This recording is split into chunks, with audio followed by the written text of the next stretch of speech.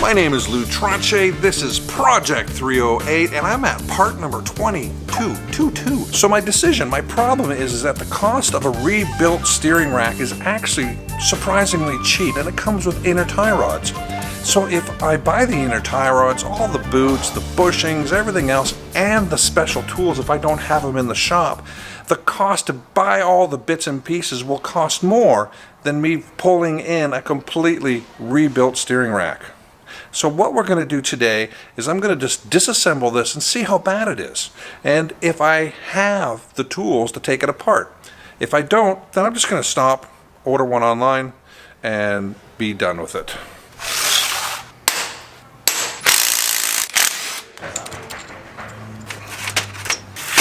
Now, I probably should have loosened the tie rod locking nuts before I took the rack out of the car, but hey, I wasn't thinking. I was just eager to get it out. And unfortunately, I've got to make my way to the big vise sitting on Terry's bench, and I got to put up with his mess.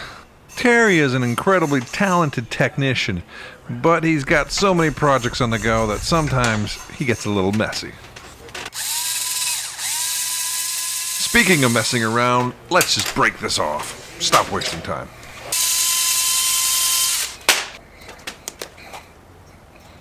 Ow.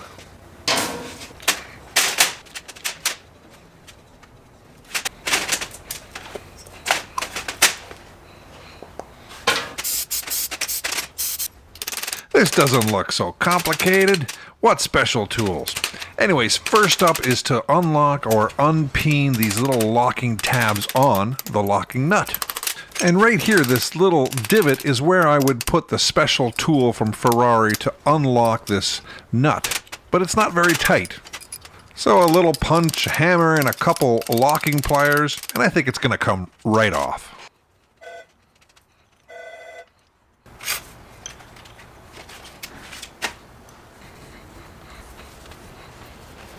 And of course, we need a little bit of modification to the special Lou tool, and we're back at the other side.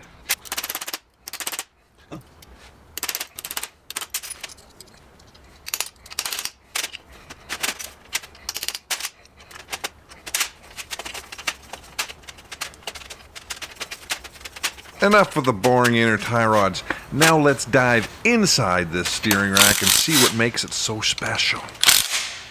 This first plate gives me access to the steering rack plunger. The plunger is a little concave shaped device that holds pressure on the steering rack gear so it can't slip or pop off the pinion, which is where I am right now.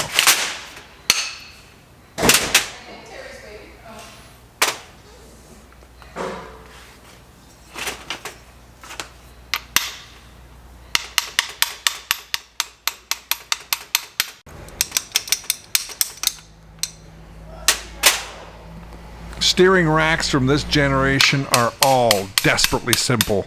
This one is no different. And it doesn't really require any specialized tools. This thing came apart so easy. So far, so good. I haven't seen anything causing me any concern. Alright, so let's turn this so I can see this. Alright. Okay, that right there is the bushing that needs to come out. This rack feels pretty good, actually. It doesn't really feel like it needed rebuilding. Everything looks pretty decent on it. The bearings in it are really reasonable. It barely has any movement whatsoever. Feel that bushing in there.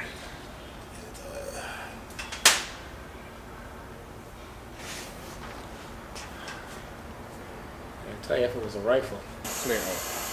Yeah, I need something that goes down. Clear out. Or pull. Yeah. There's a metal sleeve in there pulling it in too. Well, there's a metal sleeve. It comes out and it goes back down on it. Yeah.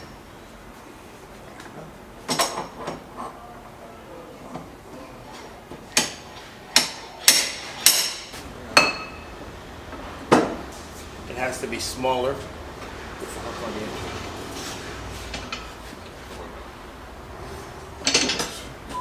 The only task that was even mildly difficult was getting the bushing out. And you know what? It's because I pulled a stupid. The only defense I have is that Terry missed it too. Oh, duh. There's a locking screw. Take that out, and it comes right apart. Oh, Phillips. Philip. And you see here, I'm not the only one who uses a hammer. Oi.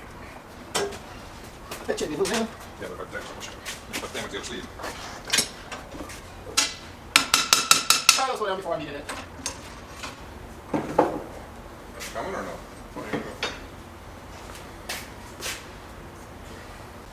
Here's my bushing here, and we need the outer casing, but we don't need the inner. We have a new one. So how do we get that out? Well, I'll show you. Here's my idea.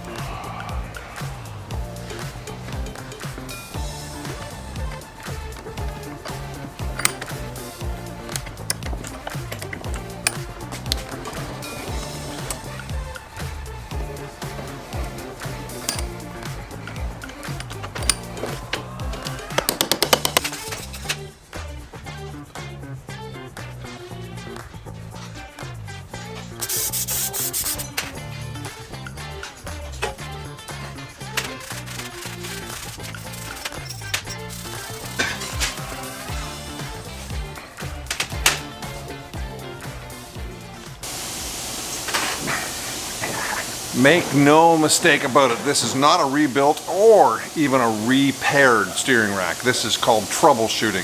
Take it apart, fire a bushing in it, put it back together, make sure it's rudimentary correct, see if it solves my binding problem. So the moment of truth, let's see if the problem is still here. For those of you who missed part number 19, well, you should go back and watch it because it's really good. But besides that, I discovered that my steering has a problem. It binds a bit when it hits a certain spot. Labor's cheap. Let's put it back together.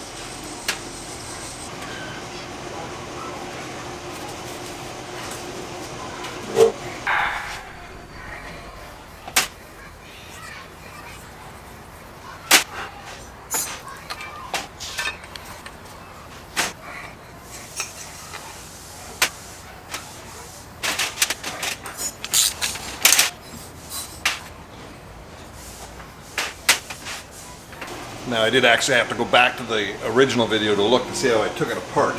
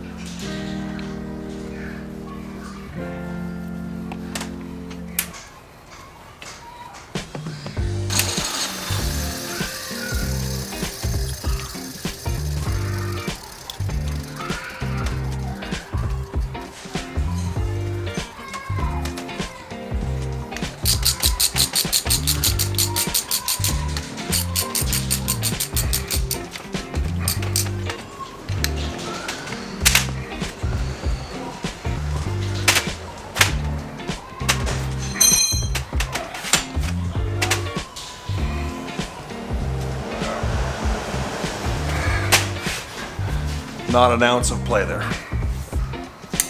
I think vice grips might be the most universally accepted, coolest tool in the world. Just lightly clamp them on, and you've got an instant steering rack tester. And for some ingenious people, they even work well as a steering wheel.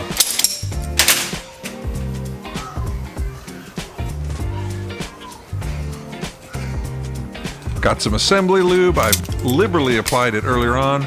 I'm trying to make sure I've got it into every nook and cranny possible.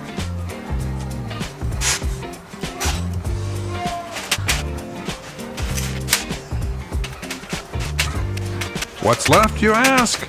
Well, it's just put things back in the reverse order that I took them apart, use some thread locker when I can, and just peen everything back down and tighten everything back up, and I'm good.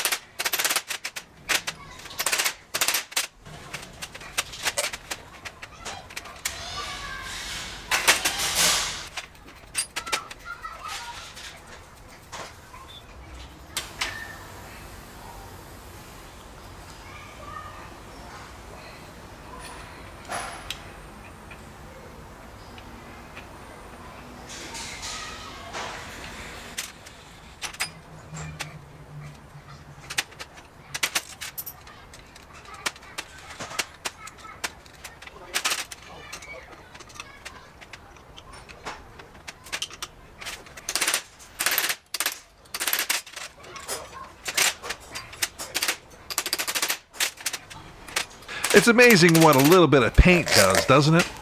Add to that some new tie rods and some new tie rod boots and clamps. It looks fantastic.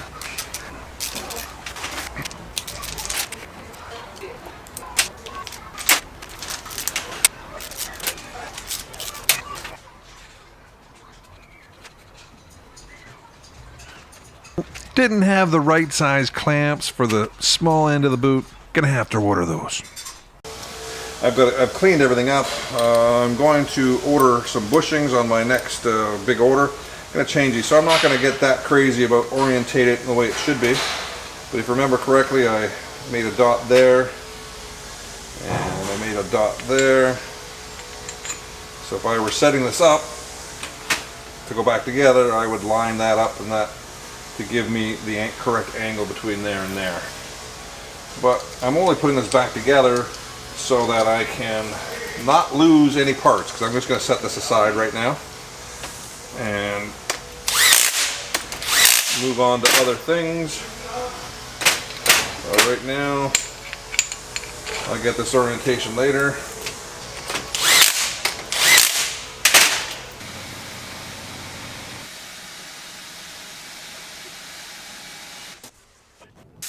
Since I have steering on my mind, let's jump to the steering intermediate shaft and the steering column right now. And why, yes, I am quite uncomfortable at this moment. Yeah, here we go.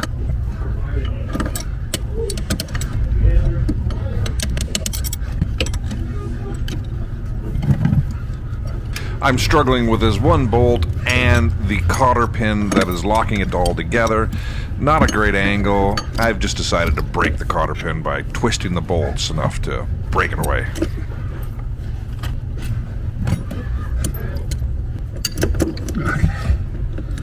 Let's just take that over.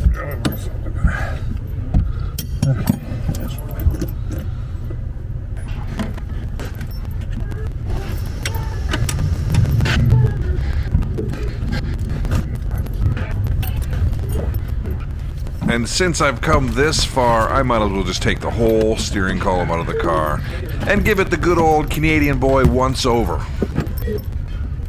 You know, it's funny because I get lots of comments from people saying I sound like a Canadian. And I don't know what that sounds like because we don't have accidents. All you guys do. You know that, right? You know, while we're sitting here getting to know each other, how about you smash that like button for me? Because, you know, it does help. Now, I'm working away editing my video here right now, and I'm like, you know what? What does this remind me of? What movie is coming to mind?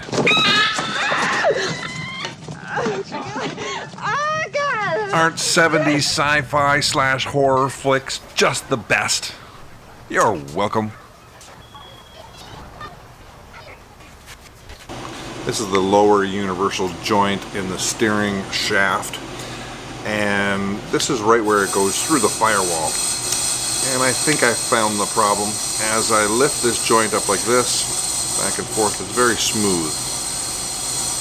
When I flip it this way, you can see it doesn't really want to go easy past there. I know you can't feel that, but definitely as I get to that point right there, it's okay. So I got about a range of about 30 degrees there, and then it just starts to bind a little bit. Not a lot, just a little bit.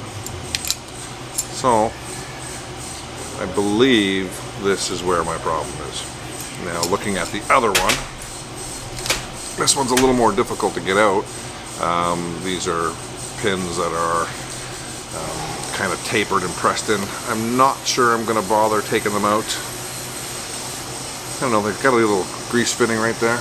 I may just try greasing this and cleaning it up. I also have one more issue, and that is the phasing between the lower joint and the upper joint.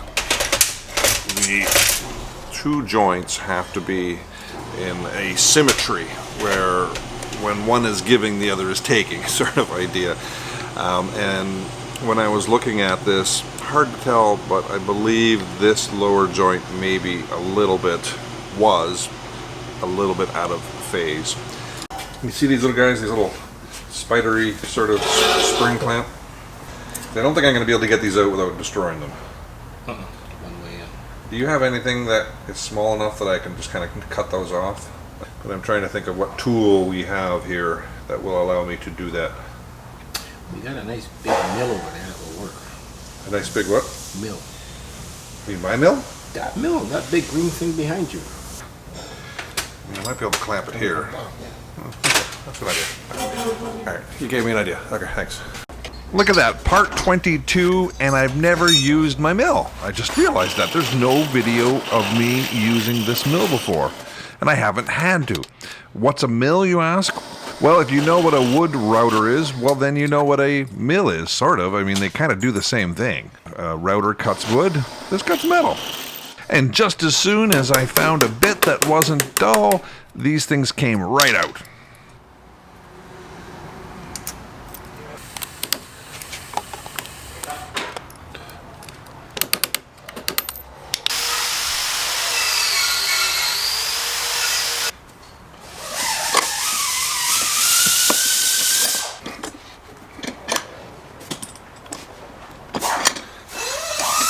I got a little bit too much oomph going into this little cap here. I'm trying to slide this one way to get a cap off, and I just pressed it.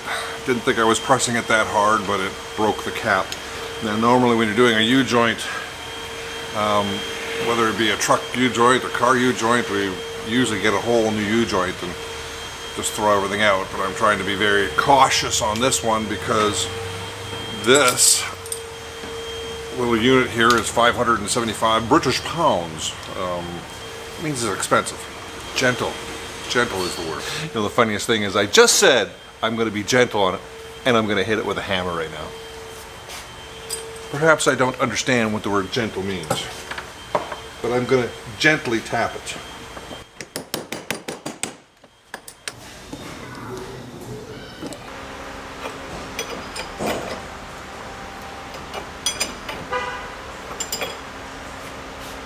Yeah, well, that didn't go as planned, but it went.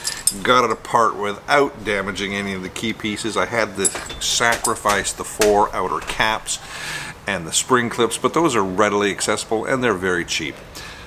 So I guess I'm going to call this a win. even though it took me a lot longer. I turned the camera off simply because I was getting frustrated, and sometimes when you're trying to work the camera and do everything, you want to throw something against the wall, so I couldn't take the chance of screwing up, so I'm sorry. I may have cut out a whole bunch of footage for you.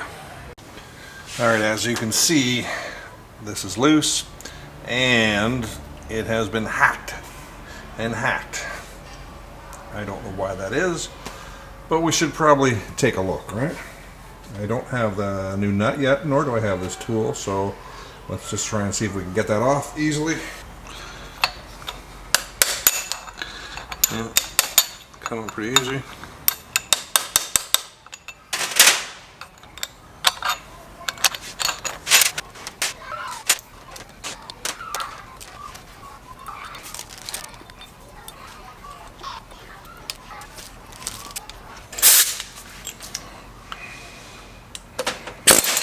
This wire here goes to the horn button that is missing. It looks like it's just been sort of tied up there. You have to fix that. Jumping around a bit here, kind of looking like the guy from The Flash. That's because I got an Insta360 camera and I don't know how to use it yet. But it's kind of cool, right?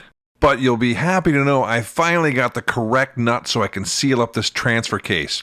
And another thanks goes out to a guy named Rob. I'm linking to his YouTube site right now for lending me the tool to tighten her up. I'm also kind of eager to start putting some body pieces back on the car. Well, at least figuring them out. This is the original 300-pound bumper. And it has seen better days. So, with the car came this fiberglass one, so let's try and see how it looks. It needs to be painted, but let's just see how it looks on the car. And you guessed it, of course, the cheaply made aftermarket, probably eBay sort of bumper, it doesn't fit. The bolt holes where the bumper mounts to the rear shocks are off by about 1/4 inch. So I guess I'm going to have to think about this one for a while and figure out what to do about it. Hey, if you got any ideas, let me know. Drop me a message. And thanks for watching part number 22. Catch you later.